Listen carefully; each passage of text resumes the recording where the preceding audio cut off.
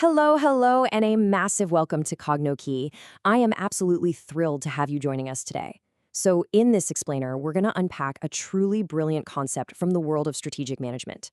We're looking at exactly how the world's most massive corporations actually organize themselves for ultimate success. Today, we are talking all about strategic business units, or SBUs. Right off the bat, I want you to just think about this critical question for a second. How do massive, sprawling corporations actually stay agile? I mean, it's a huge challenge, right? Because as companies grow larger and they diversify into, a multitude of completely different businesses, they risk becoming really slow, unwieldy, and honestly just bogged down in bureaucracy.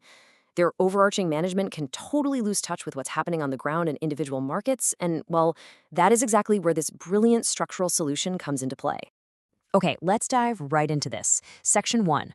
What is an SBU, the autonomous division? So, by definition, a strategic business unit is an independently managed division sitting right inside a much larger company.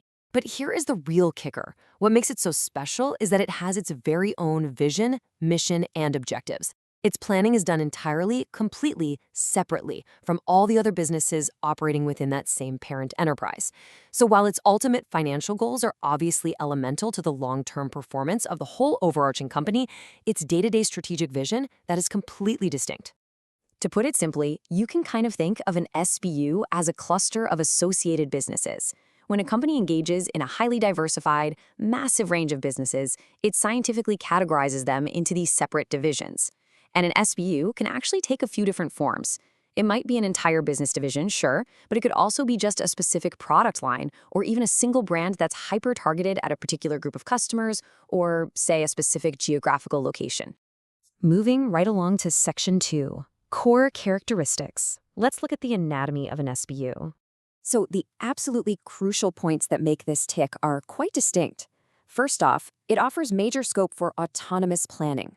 Essentially, it is a separate business or grouping that completely plans for its own future. Second, it literally has its very own set of competitors in the market, distinct from the parent company's other divisions. And third, it is led by a senior executive or manager who is entirely 100% accountable for the strategic planning, the profitability, and the overall performance of that specific division. Now, you might be sitting there wondering, okay, but why go through all this effort to separate them in the first place? Well, parent companies specifically form these strategic business units when they want to aggressively target a particular market segment that requires highly specialized expertise. Say a new market needs production or management expertise that simply doesn't exist in the main company's daily operations. Well, carving out a dedicated SBU is the absolute perfect focus solution. And this brilliantly illustrates our next point in Section 3, the SBU structure. It's a 3-level hierarchy. Let's just walk through this structure together, right from the top down. At the very top, you have the corporate headquarters. This is where your chief executive officer and those top corporate officers sit. Then, right in that middle tier, you have the strategic business units themselves. And finally, down at the bottom level, you have the operating units. These are the individual divisions clustered by their similarity within each SBU. The way it works is those top corporate officers assign responsibility downward to the SBU managers for the regular day-to-day operations, but they maintain their oversight purely through overarching strategic and financial controls. Now, what is really fascinating about this setup is the stark contrast between the internal and external relationships here. On the inside, the specific divisions clustered within a single SBU are highly associated with each other, right? They work together incredibly closely to achieve that specific unit's mission.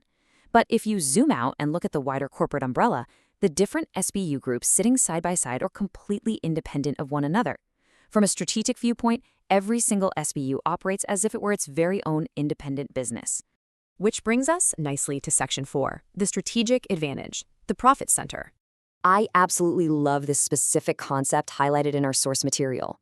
A single strategic business unit is considered a profit center all on its own, because that senior executive of the SBU is fully empowered to make the big decisions for their unit. They act as a standalone, highly driven engine for revenue.